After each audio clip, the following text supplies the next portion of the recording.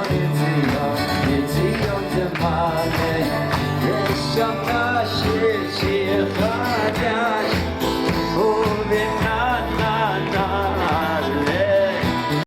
hi everyone, good evening, and I'm going to try to actually talk about two parshios because I think there are some common themes.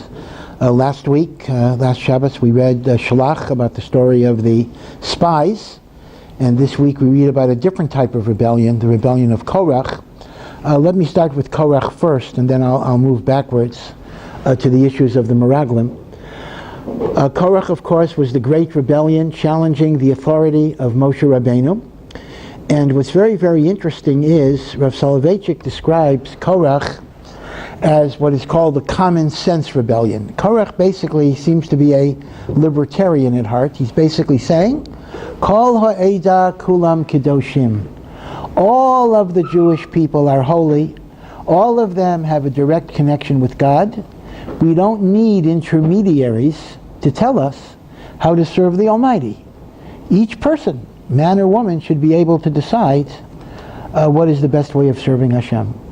This is a very attractive idea. This is the idea of egalitarianism. In fact, it's reminiscent a little bit. There was a book on religion in America that was written around 30 years ago, not about Judaism, just religion generally. And in that book, one of the people interviewed was a woman, a nurse, whose name happened to be Sheila. And Sheila was quoted as saying that I believe in God, but I don't believe in organized religion. So I have my own religion that I call Sheilaism. And that works fine. So I remember hearing from a rabbi who commented on this book that it was lucky that her name was not Judy, because then she would have her religion called Judaism. In point of fact, that is exactly how many people define Judaism. I'm Jewish, and this is what I believe, therefore that is Judaism. Korach, on one level, seems to be making this argument, Ki chol ha'eda kulam kedoshim. But the truth of the matter is that if you go under Korach's true motive, it was not a question of abolition of leadership. It was not a question of getting rid of hierarchy. It was a question of substituting one power structure for another power structure. Rashi says very, very specifically from the Medrash Tanchuma that Korach frankly was jealous because Korach felt he was entitled to certain prerogatives. To be very specific, Levi had three sons, Gershon, Kahat, and Merari. Kahat was the son that had the holiest responsibilities. Kahat had four sons, Amram, Yitzchak, Hebron, Uziel. These are four brothers who are the sons of Kahat. Amram is the Bechor. Yitzchak, who is Korach's father, is the second son. So Korach had the following bit of argument in his head. Since Amram is the Bechor, he is entitled to a double portion. And the double portion is Moshe and Aaron. Moshe has leadership, and Aaron has Kahuna Gedola. But I am the son of the second son of Kahat. Now there was a position, who was the Nasi of Shevet Levi as a whole? Shevet Levi. That job was given to Elitzafon ben Uziel, who is the son of the fourth son.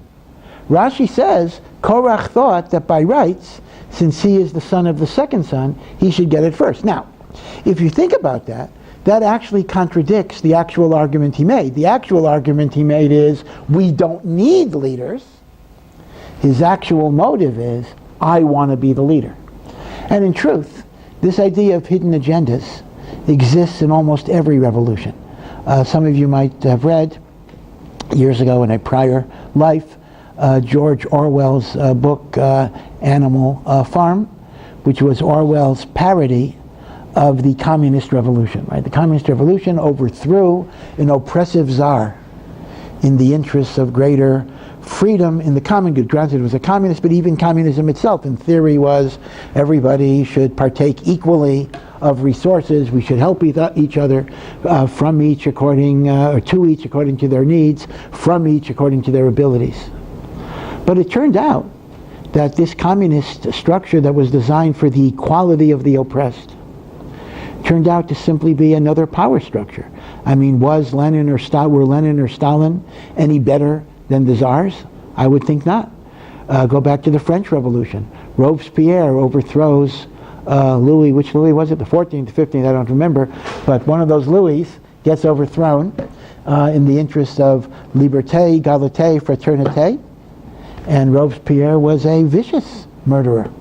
Pol Pot, I don't want to go over the history of revolutions. Pol Pot in Cambodia, a mild-mannered philosophy teacher who overthrew the king in Cambodia, murdered how many millions of people?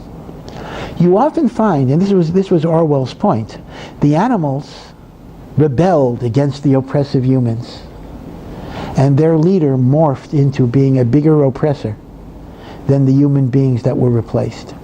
So in reality, one of the lessons of Korach is beware of the people that are calling for egalitarianism, for equality, for the abolition of hierarchy, because there is often a hidden agenda. It's simply a question of substituting one power structure for another power structure. And indeed, this explains why Moshe Rabbeinu responded to what would otherwise be a non sequitur. Korach is arguing everybody is equal, and Moshe says, don't you have enough kavod as a Levi that God set aside the tribe? But that wasn't Korach's argument. Korach wasn't arguing externally that he didn't have enough kavod. Korach was arguing there ought not to be leadership at all. So Moshe's response, Rav lachem b'nei Levi, you have enough kavod, is a non sequitur vis-a-vis the explicit argument that Korach is making. But the answer is, Moshe Rabbeinu understood the actual argument that is beneath the surface. And in fact, the Ibn Ezra writes that everybody who joined Korach had their own agenda. The 250 elders were largely from Ruvain.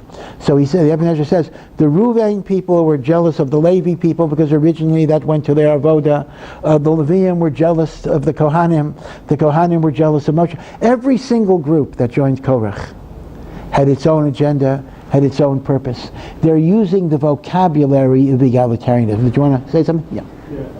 Had Korach's rebellion genuinely been about getting rid of hierarchy, like had it been true to what he was saying, would that have been of more value? I'm saying, in other words, say it again, I didn't hear. If Korach's rebellion genuinely was based on what he was claiming, getting rid of hierarchy, as opposed to his own selfish agenda. Yeah. Would that have been more? Would there be more value? Well, no. It would have been illegitimate anyway, given the fact that you're questioning Moshe Rabbeinu, who was chosen by God. But in society generally, there is room for a totally illegitimate type of framework. But in that context, it was inappropriate. In fact, who was the one person besides Moshe that understood this? A woman who is relatively anonymous. We don't know her name. But this is Mrs. On Ben Peles. Now, who is On Ben Peles? Only mentioned once in the Torah. On Ben Peles was a person, who apparently was one of the people who joined Korach's rebellion. But he is not mentioned anymore. He's not mentioned after. He's only mentioned once. And the Gemara explains that his wife dissuaded him. That when Korach's men came to recruit him, in order to prevent them from entering their tent or their residence, she uncovered her hair, and apparently that would scare away even Korach, that they would not walk into a home if the married woman's hair was uncovered. And she basically told her husband, we'll call this tough love, she told her husband, you're an idiot. Because I don't know how this is going to come out, but I can tell you this. If Moshe wins, you're in big trouble and you're a nobody. And if Korach wins, you're a nobody. So she said, you're going to be a nobody either way. So what's the point of getting involved in this rebellion? Right? On Ben Peles was saying, like Huey Long said in Louisiana, every man a king, whatever it was. I'm using kind of obscure political references, but if you know American history, go back to Huey Long in the 1930s. Every man a king, etc. When he indeed became a virtual dictator, that was the closest, well, maybe Trump, but that's the closest the U.S. had gotten to fascism until maybe now. But okay, although Trump, we have a lot of gratitude to Trump, and if you move to the Golan Heights, you can move to Trump Heights, and whatever. The point basically is, Mrs. On Ben Peles saw that this was a power grab, and the language of egalitarianism was simply a smokescreen for a hidden agenda. Pirkei Avos says a very nice thing. Pirkei Avos, a very famous statement. Pirkei Avos says, every machlokes that is l'shem shamayim, sofo lehitzkayim. When two people are arguing, disputing, and their motives are for the sake of heaven, this argument will be recorded for posterity with respect and with deference and with honor. But when it's a machlokes, not for the sake of heaven, ein sofo litkayem, it does not endure. The Mishnah then says, what is an example of a machloket l'shem shamayim? Hillel and Shammai. Beit Hillel, Beit Shammai, Hillel and Shammai themselves, they argue, they dispute. We happen to paskin like one. We have to have a psak halacha, but we study the views of Shammai and we study the views of Beit Shammai, just as we study the views of Beit Hillel, because the kavanah was l'shem shamayim, and every view that contributes to that discussion is worthwhile. In fact, the Mishnah itself mentions that the reason Beit Shammai is mentioned first is really a position of honor, that Beit Hillel insisted that Beit Shammai's position be presented first as a matter of honor and respect, even to those that they opposed. Now, it then gives an example. What is a machloket that's not l'shem shamayim? Korach va'adaso. Korach and his congregation. Now the Mefarshim asked the question, this is asymmetrical, because vis-a-vis the machloket l'shem shamayim, you gave both sides. Korach versus, Shammai versus Hillel. In the machloket, not l'shem shamayim, you just said Korach. It should have said Korach keneged Moshe. Now, a simple answer might be, if we would have said it that way, you might have drawn the implication that Moshe was not l'shem shamayim, so you had to leave it out.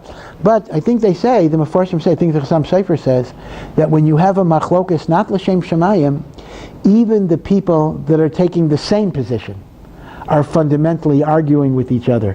For example, our enemies, the Arabs, whatever it is, one of the hidden brachos in the long-standing Arab-Israeli conflict is that the Arabs themselves hate each other perhaps more than they even hate us, and consequently a machlokas that's not l'shem shamayim, even on the same side, Korach v'adaso, everyone has different agendas. I'm sorry. Is it true that Korach's wife egged him on? Yes. The Medrash tells us, there's a pasuk in Mishlei that Shlomo HaMelech wrote that said, Chachmat Nashim Banta Beita, the wisdom of a good wife builds a home, builds a strong home. V'yaveles, but a foolish wife, biyada taharsena, can destroy the home with her bare hands. And this is a pasuk talking about how a woman can either create the home or destroy the home. And the Medrash says that Shlomo HaMelech is referring to two women in this biblical narrative, that the wife of On ben Pelet, in spite of the fact that maybe she was a little harsh on her husband, effectively saved him for posterity, and Korach's wife encouraged him to rebel, and it had very, very destructive effects. Now, of course, yeah.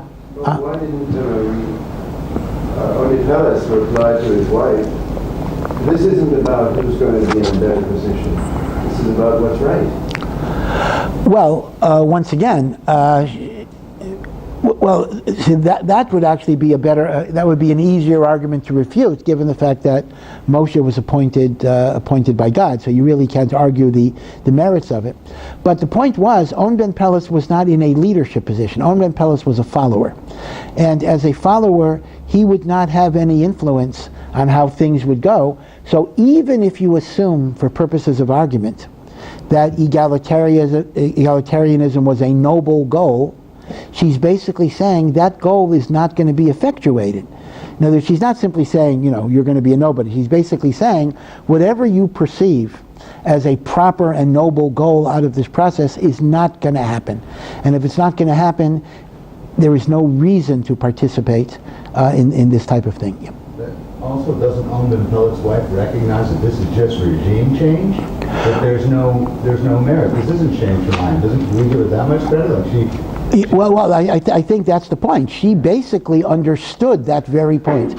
On Ben Pelis was taken in by sloganeering and politicking, and she, as wise women often do for their husbands, she was able to see the underlying reality of the situation, preventing the man from getting carried away in the rhetoric of the moment, right? Men get carried away sometimes in the excitement of a cause, and they need to have a reality check. So Mrs. Owen Ben Pelis is actually a heroic woman, at least within the limited sphere of her family, because she prevented Owen Ben Pelis from going down, quite literally, into the ground.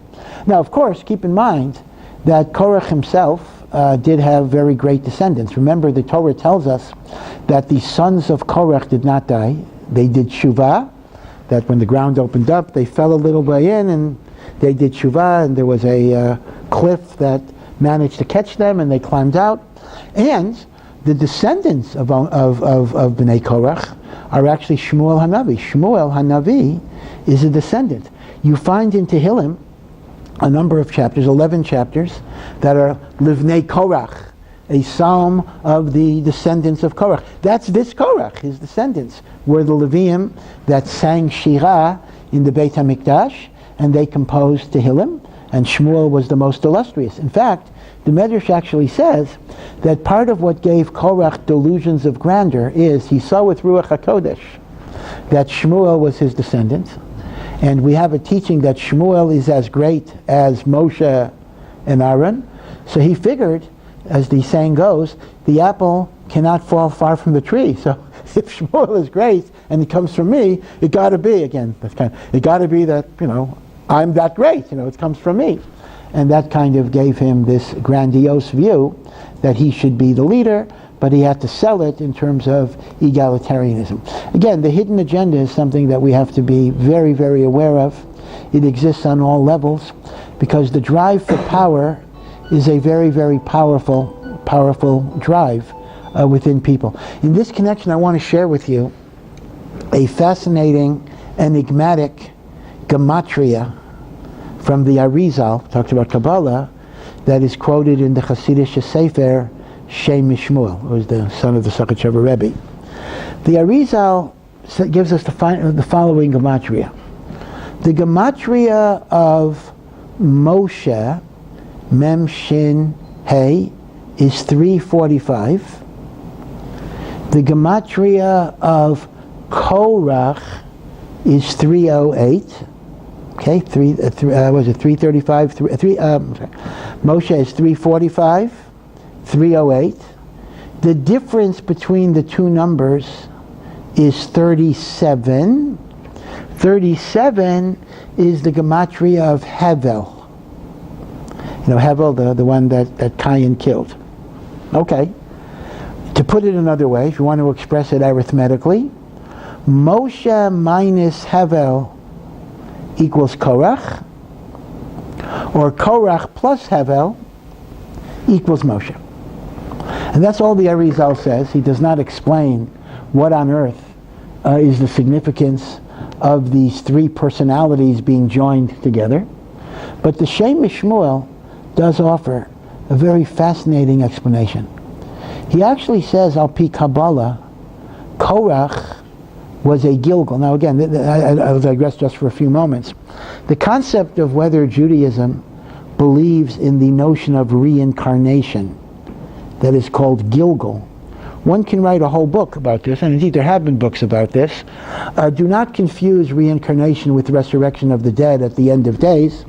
Resurrection of the dead is certainly an article of faith. It is one of the 13 principles of faith, although that too, there was a debate in Rishonim, but by and large, we consider physical resurrection to be a principle of Judaism, and it is based on psukim, particularly in the book of Daniel, which talks about those who are sleeping in the ground shall arise. So I'm not speaking about Tchiyat HaMeitim, but I'm speaking about interim reincarnations. Do our souls, after our souls leave our bodies, are our souls put in other bodies to experience other lives? This is called Gilgul, right? The reincarnation of souls.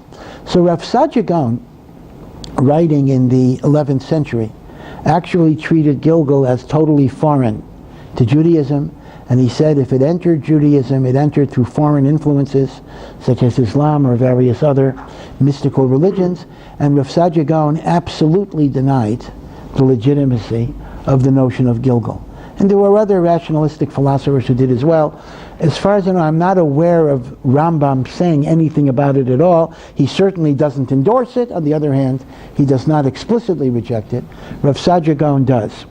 On the other hand, we know once we get to the Kabbalah of the Kabbalists very much endorsed reincarnation, and this is even prior to the Arizal. In the generation following the Rambam, we have Ramban, Rav Moshe ben Nachman. Moshe ben Nachman was not only considered to be the Gadol Hador in matters of halacha, but the Ramban was a great, great Kabbalist. In fact, the Ramban introduced Kabbalistic interpretations in his commentary to the Torah itself. In fact, he even gave you a buzzword or a code.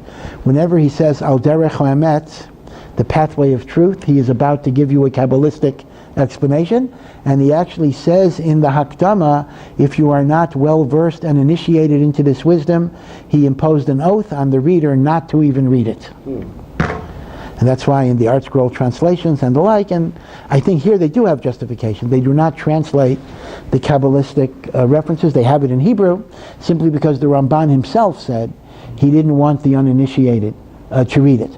Be it as it may, the Ramban does invoke the concept of Gilgul in his commentary to the book of Iyov. Right, the book of Iyov, without getting into too much detail, is about the problem of theodicy.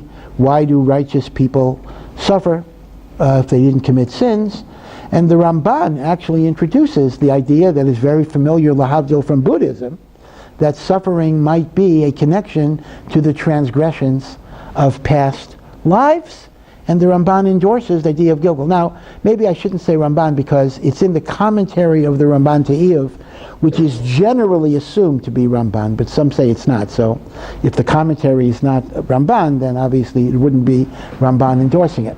Once we get to the 16th century, the Arizal, then we find Gilgul is absolutely in full force.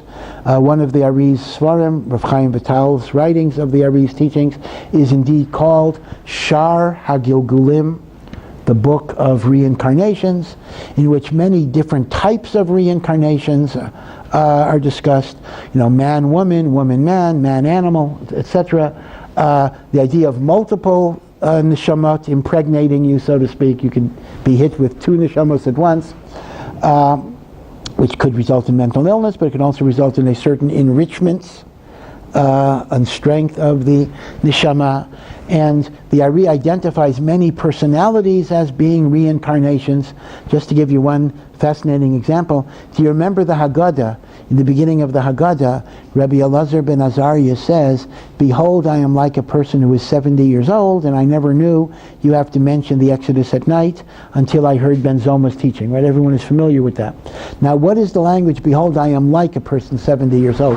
So the Gemara explains that when Rabban Gamliel was deposed as the Nasi, because he was perceived as abusing his power, so they appointed Rabbi Elazar ben Azaria to be the Nasi, but he was only 18 years old. And he was afraid that nobody would respect him, so God made his beard turn white. So I am like a man that is 70, even though he was only 18 years old. My wife likes to say that she has a simpler explanation, that when people are given certain positions of authority, they do turn prematurely gray, and she likes to point out that our friends who did not enter the synagogue rabbinate still have dark beards, and but whatever. That might be, well. But here's what the Arizal says. The Arizal says that Rabbi Elazar ben Azaria was a reincarnation of Shmuel Hanavi. Shmuel Hanavi died at the young age of 52 years old. So Rabbi Elazar ben Azaria was born with a neshama that had already been on earth 52 years. So when he's 18, his soul has been on earth 70 years. Behold, I am like a person 70 years. So if you ask me, is reincarnation an article of faith in Judaism? It certainly is not. Nevertheless, one cannot deny that all of the great Mekubalim very strongly endorsed the idea of reincarnation. Now, as you know, there was a lot of anecdotal science or pseudoscience regarding past life regressions under hypnosis or otherwise, in which people seem to recall past experiences, and on occasion even have skills, let's say piano playing or something, that they don't have in this life, and it seems to be a holdover from some prior life. But as I say, the science is not conclusive. It's more in the nature of anecdotal evidence, which has some value, but once again, I wouldn't say that it proves any particular point. But the Mekubalim very much did believe in Gilgul. In fact, they say there was a Hasidic Rabbi, the Apter Rav, who was sure that he had been a Gilgul of one of the Kohanim Gedolim in the time of the Second Temple, and he was the Baal Tefillah on the Musaf of Yom Kippur. So on the Musaf of Yom Kippur, we go over the Yom Kippur service, and we talk about the confessions of the Kohen Gadol. Kach hoya omer. This is what he used to say, chatasi, avisi, etc. So it is recorded that when the Apter Rav was a Baal Tefillah, and he reached that paragraph, he would say, Kach hayiti omer. This is what I used to say. He would actually put that into the davening itself. Now, this is all by way of introduction. But here's what the Ari says, going back to Korach. The Ari says that Korach was a reincarnation of Cain, and Moshe was a reincarnation of Hevel. So the first time around, it was Cain that killed Hevel. The second time around, Cain is trying to kill Hevel by getting Moshe delegitimated, but it turns out the other way around, Hevel is the one that destroys Cain. So it's kind of a cosmic redressing of imbalance through the concept of Gilgul. This is what the Arizal says. Now, based on this, the Shem Yishmuel now explains the gematrias. Okay, the significance of the 345, the 37, and the 308. And he says the following. Let's go back to Cain v'Hevel. What is the name Cain? Cain, Chava named her son Cain because she said, Konisi ish et Hashem. Koniti, I have acquired or I have created. Kinyan in Chumash can also mean created. I have created a human being with God. Cain represents the aspect of human personality that recognizes its power to create. In this case, to create life. But in many ways, we are creators. We are in the image of God. And in many ways, we are godly. We have the power to create, the power to destroy. We have wisdom. We have autonomy. We have free will. In fact, Rav Soloveitchik has a whole, in his classic essay, The Lonely Man of Faith, really a truly beautiful essay. Rav Soloveitchik points out there are two accounts in Breishit of the creation of Adam. And he calls it Adam 1 and Adam 2, although it's one person, but the account is repeated twice with very significant variations. And he calls Adam 1 Majestic Man and Adam 2 Redemptive Man. By that he means the following. In the first account, what is described is the grandeur of man. He is made in the image of God. He is made the king, the ruler, of having dominion over all the animals of the field. In the second account, we read about man being created from the dust of the earth. And that does not appear in the first account. The lowliness of man, the insignificance of man, the humility and need to be submissive and subservient. And Rav Soloveitchik says, Adam 1 and Adam 2, majestic man and redemptive man, represents two aspects of our identity.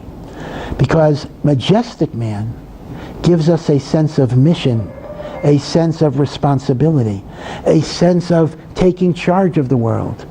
We don't simply say, if there's disease, if there's malaria in the swamps, we don't simply say God will take care of it. We have to drain the swamps. We have to cure the sick. We have to bring justice into the world. Emunah is not passive. It is not quiescent. It requires an active participation to make the world a better place, whether it's in a Gashmiat way, in a material way, or certainly in a spiritual way.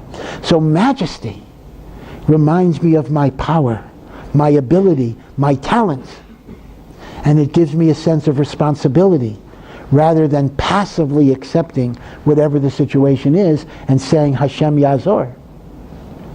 But, Rav Soloveitchik says, if all you have is Majestic Man, there's a grave danger. The danger is one of hubris, of gaiva, of arrogance, of thinking that we are masters of our fate and captains of our ship. And that can result in such a sense of arrogant, imaginary mastery of the world that we think there are no limits. And we can ultimately destroy ourselves and society in the mad race for power and ego. So consequently, you need to balance Adam 1, which is the majesty of man, with Adam 2, that reminds the human being that you are dust and ashes, and you have to be subservient. So Rav Soloveitchik says, the fact that the Torah gives us two different accounts of creation, you don't ask the question, well, which one was it? Because the Torah is not interested in telling you exactly what happened, and maybe we don't know. But it's metaphorically creating two archetypes of human personality to understand that a human identity has to be a fusion of our sense of power, responsibility, talent, along with submission, humility, and modesty.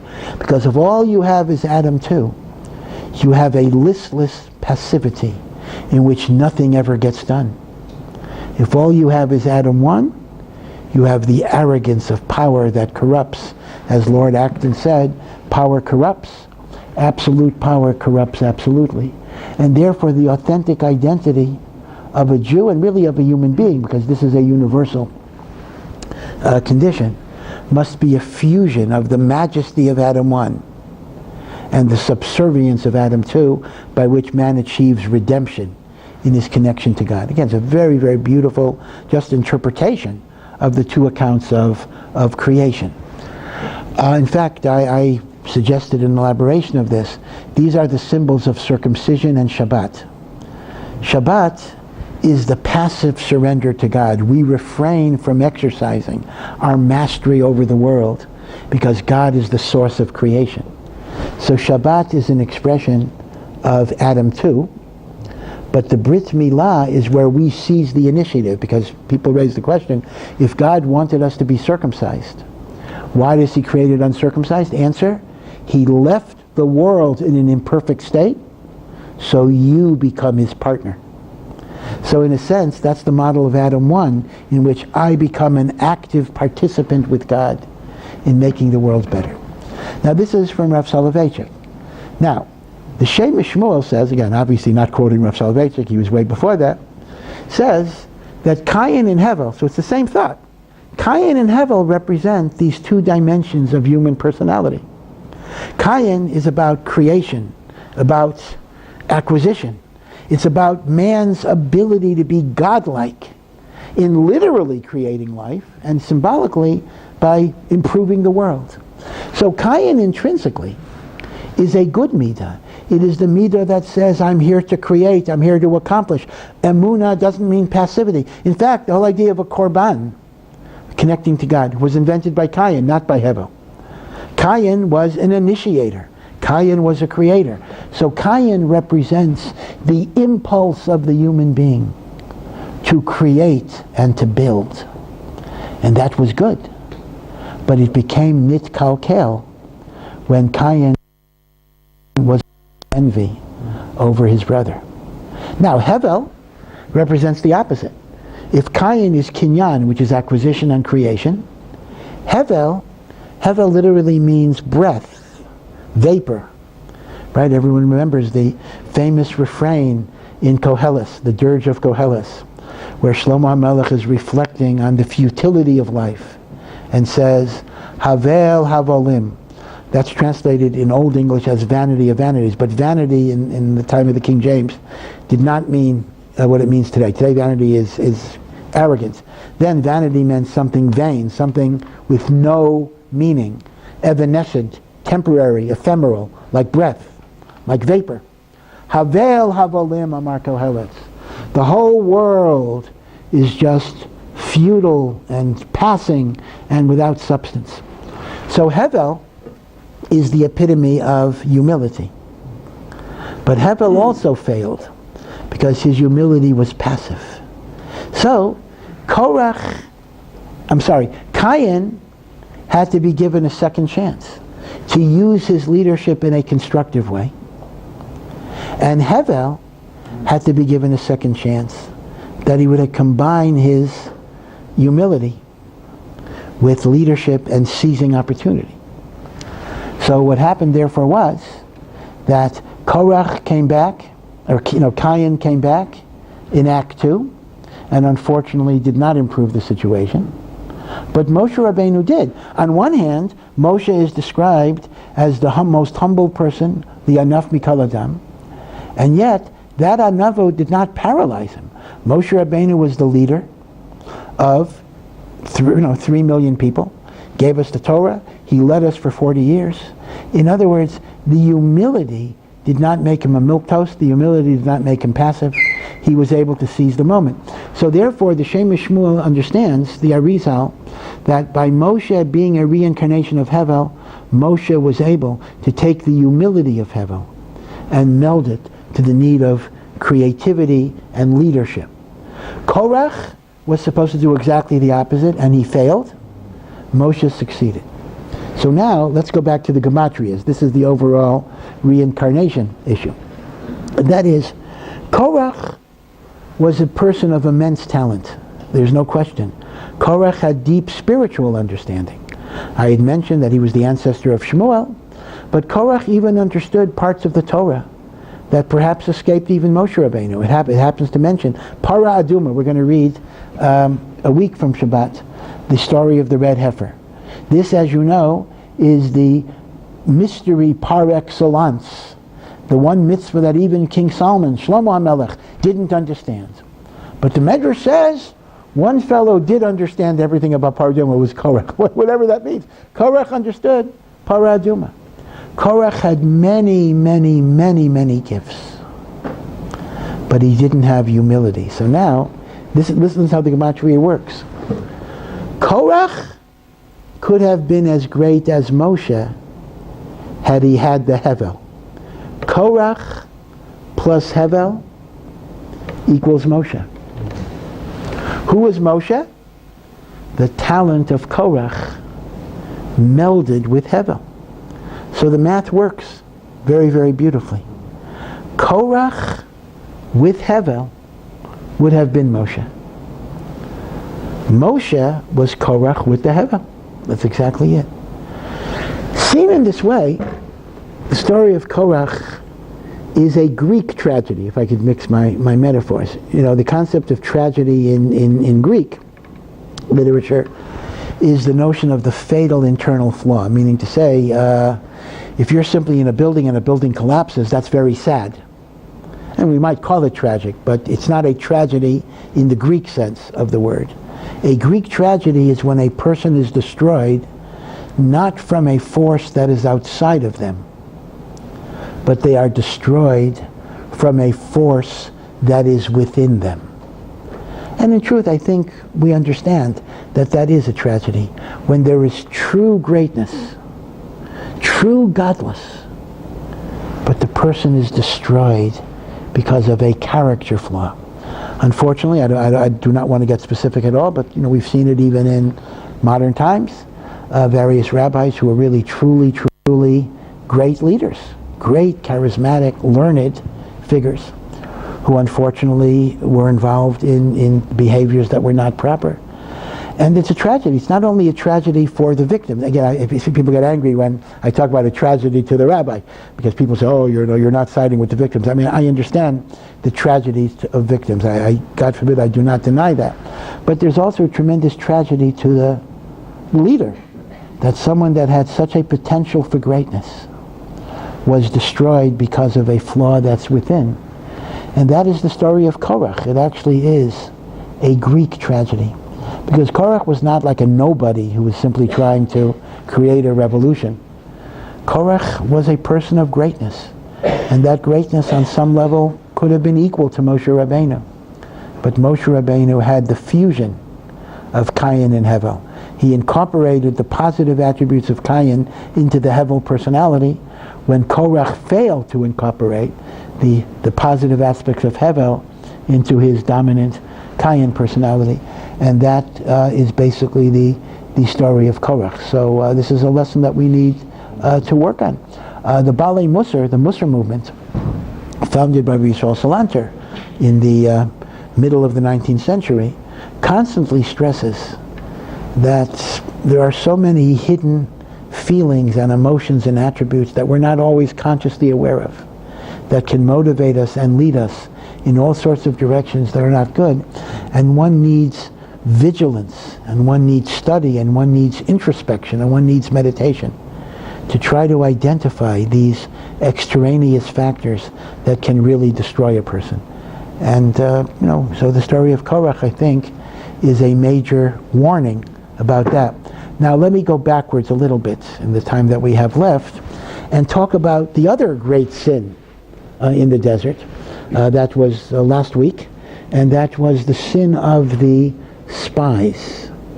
Now people raise a whole question about the sin of the spies. I mean, Rashi says all of the spies were very righteous people, and yet how did this happen that they come back and give a negative report? And Moshe suspected they would give a negative report. That's why he actually changes Yeshua's name. Yeshua's name was originally Hosea, like the prophet Hosea. And Moshe made it Yehoshua, may God save you, because Moshe said the spies may come back with a negative reports. May God protect you from not going along with their conspiracy. The question is, what exactly was their conspiracy? Why did they want to remain in the desert? What exactly was their point? So there is a well-known interpretation from the Nitziv, the Malbim, Rav Hirsch. They all kind of give the same interpretation, that the Meraglim sin was one of those sins that's for the sake of heaven. They actually thought it would be better. And it's based on comparing life in the desert with life once they come to Eretz Yisrael. In the desert, life is being lived on a supernatural plane. We have the man that's coming down from heaven. We have the traveling water of the Be'er. We have the clouds of glory. God's presence is tangible. It is obvious. It is felt, and it is experienced every single moment. Now that has a cost. When you're living with that type of intensity, any Azaria could mean 10,000 people die here, etc. Because you're living with Hashem in an open, obvious, supernatural mode. Once we come to Eretz Yisrael, life is going to be very, very different. Of course, Eretz Yisrael is the holy land, is the special land, but we're going to have to live a life that is much more connected to Derech HaTeva. We're not going to have man, we're going to have to plant crops. We're not going to have a traveling well, we're going to have to dig wells and get water, or desalinate the Dead Sea, or whatever you're going to do. We're going to have to build cities, we're going to have armies, we're going to have lawyers and doctors and accountants and business people. And there are two dangers there. Danger number one is the Torah itself says that when you are successful in the land, you might attribute your success to yourself. V'ram levavecha, your heart will be high and mighty. V'shachachta es Hashem Elokecha, you will forget God.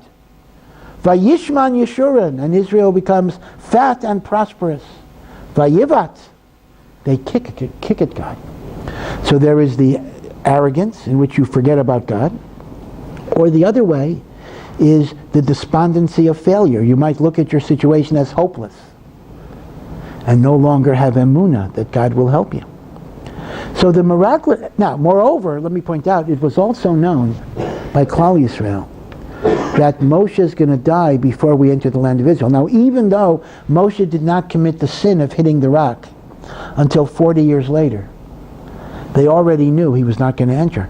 I know this because when the two Nevi'im, Eldad and Medad, were giving prophecy, and Yehoshua said to Moshe, put them in jail. And Moshe said, why? Halavai, everybody would be a prophet. What were they saying? Rashi says, they were saying, Moshe Mace. Moshe is going to die. Yehoshua Machnis.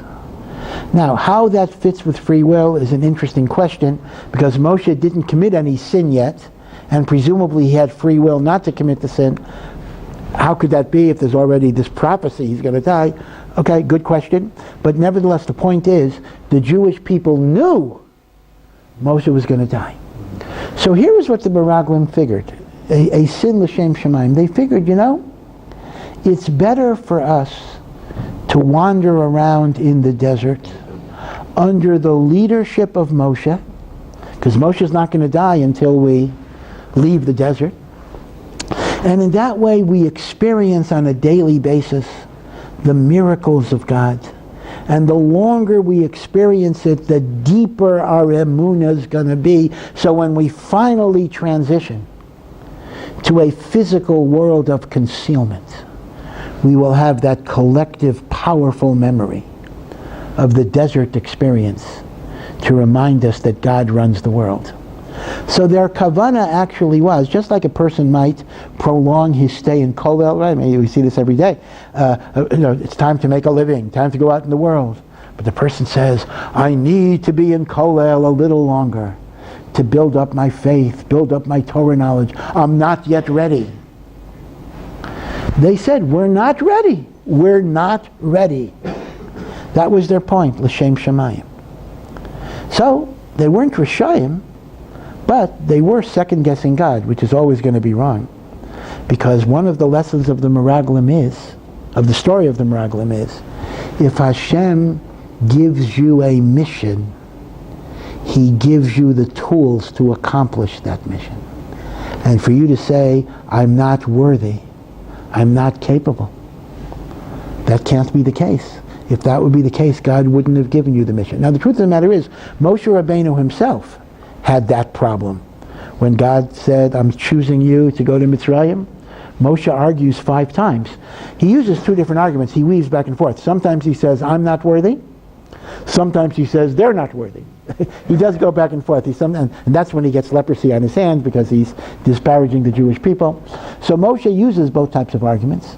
And essentially, the Meraglim are using the same type of argument that Moshe himself used when he attempted to decline the mission of God. And therefore, one of the lessons of the Meraglim, I think, is the opposite of Korach. If Korach suffers from an abundance of arrogance, the Meraglim and the people who responded to the Meraglim suffered from an absence of recognizing their worth, of feeling they were not worthy, of feeling they were not capable. And again, Kayin v'Hevel. Korach was too much Kayin, and the Dor HaMidbar, vis-a-vis the Meraglim, were too much Hevel. They thought they were not worthy, they thought they were inadequate. And there's a famous vort from the Kotzker Rebbe, that one of the things the Meraglim said was, when they were describing how tall and strong the Canaanites were, they said, V'niyeh be'einenu kechagavim, in our eyes, v'chein hayinu b'eineihem, and so we were in their eyes. The Kotzker Rebbe says, everything starts from your self-perception. If you look at yourself as a grasshopper, then you will be seen as a grasshopper. If you look at yourself as a person of substance, and a person of talent, and a person of ability, that is how you will be perceived, right? We were grasshoppers in our eyes, that is why we were grasshoppers in their eyes. So again, as is often the case in the Torah teaches by dialectic. The Torah teaches by kind of creating these contradictory models. I learned from the Meraglim to recognize our greatness and recognize that God, who gives us missions in life, will give us the wherewithal to accomplish great things. I learned from Korach the dangers of arrogance and thinking that I'm greater than I am, and how that can be a fatal flaw that destroys me. So Shalach and Korach are 2 interesting kind of opposite problems, both of which inflict us. And I mentioned, I think last week and more than once, the famous teaching. So many people think it's a medrash. It is not a medrash. It is a teaching of Rabbunim of Pershischa, 19th century famous great Hasidic Rebbe, that a person has to have 2 ideas in his pockets at all times. In one pocket, I must have the idea, Anochi Afor Va'efer. I am dust and ashes. I am nothing. And in the other pocket, Bishvili Nivra Ha'olam. The whole universe, the whole world was created just for me. Hashem made many cows and many horses and many dogs and cats, but only one human being, or maybe one man and one woman, depending how you understand it. What's the purpose? Why didn't God create many human beings? So that each human being should reflect and say, this whole world would have been justified only for me. Now that can't be an arrogant thought, because the same way the whole world would be justified just for me, it's also justified just for you. Right? So that's not a basis of looking down at anybody, but it's a basis of a person recognizing their potential, their worth, their value. You know, we wake up in the morning and the first thing we say is Moda Ani, and in the Moda Ani we end with the two words, Rabba Emunasecha, your faith is great. Now that actually is taken from Megillat Eicha. It is Yirmiyahu's words. And people ask the question, although it's not really a question grammatically, faith is what we have in God. So why do I say Rabba Emunatecha, your faith is great? It should be Rabba Emunati, my faith is great. Now the reason why, just to be honest, this is not grammatically a question, is emunah in the Torah does not mean faith. Emunah in the Torah, it means faithfulness and dependability. So when God is called Kel Emunah, he means he's a dependable God. So consequently we could say, great is your faithfulness in giving back our soul every morning. But colloquially, we use emunah as faith. So again, the Hasidic question based on the colloquialism. Why does it say Rabba Emunah Secha? It should be Rabba Emunati. And the beautiful word that the Sifrei Hasidus say is, it refers to God's faith in us. God's faith in us is so great that even when we lose faith in ourselves, Hashem has faith in us. And the proof is, he gives us life every morning. If you wake up in the morning and you check the obituaries and you're still here, well, you got to check first. Hashem is basically saying, I believe in you. There's good things that you can still do. And as a result, I mean, maybe it's easier said than internalized. How could I be depressed? If my employer doesn't appreciate me or whatever it would be, okay. But Hashem says, I'm okay. Hashem says, I'm a person of value. I'm a person of worth. So why should I let anyone else take that away from me? HaKadosh Baruch Hu says, I believe in you. And the problem of the Meraglim is they did not believe in themselves. So it's fascinating that the problem of Korach and the problem of the Meraglim are kind of two different opposite problems. Although if you want to really get into psychoanalysis on a deeper level, the truth is arrogance often masks insecurity. In point of fact, the arrogant personality might be a reflection also of a lack of true self-esteem. But that's already getting us into multiple levels of personality analysis. Okay, anyway, wish you all a very, very good week and much, much hatzlacha. Thank you for coming.